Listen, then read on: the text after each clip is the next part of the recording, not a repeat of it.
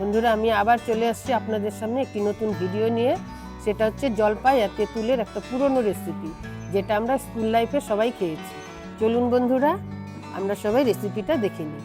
এই আচারটা বানানোর জন্য যা যা লাগছে সেটা হচ্ছে তেঁতুল, জলপাই, মিষ্টির জন্য গুড়, আর মশলাগুলোর জন্য গোলমরিচ, মৌরি, ধনে, জিরে, একটু লঙ্কার গুঁড়ো, একটু হলুদ, শুকনো লঙ্কা, লবণ। প্রথমে আমরা জলপাইগুলো একটু ভালো করে ধুয়ে নেব।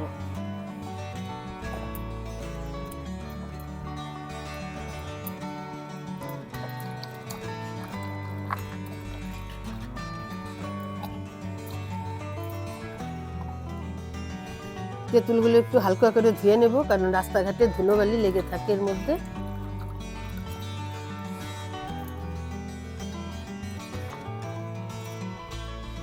বন্ধুরা, তেঁতুলগুলো একটু চটকে নেব, আর জলপাইটাও একটু চটকাবো, কারণ জলপাইটা একদমই নরম, তাই সিদ্ধ করার দরকার হলো না।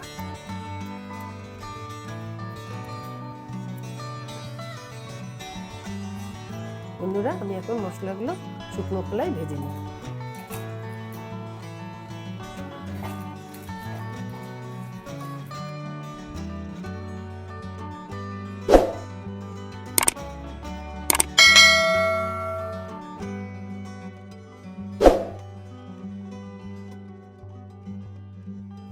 ভাজা মশলাগুলো একটু গুঁড়ো করে নেব।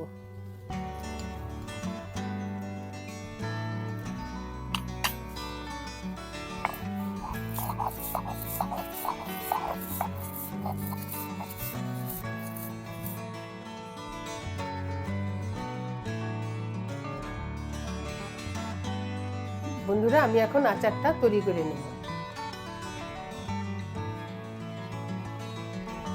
তেলটা গরম হয়ে গেছে, এখন আমি প্রথমে জলপাইটা দিয়ে দিব।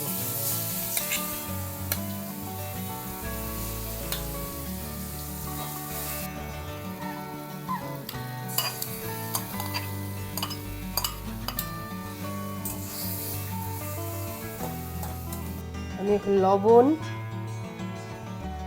একটু লঙ্কার গুঁড়ো, হলুদ, মিষ্টির জন্য গুড়। বন্ধুরা, আমাদের আচারটি প্রায় হয়ে আসছে। আমরা এখন ভাজা মশলাটা দিয়ে নামিয়ে নেব।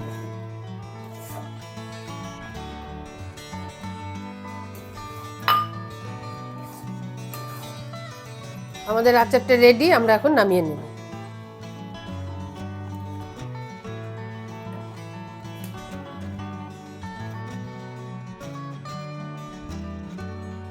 বন্ধুরা, আচারটি ভীষণই টেস্টি হয়েছে।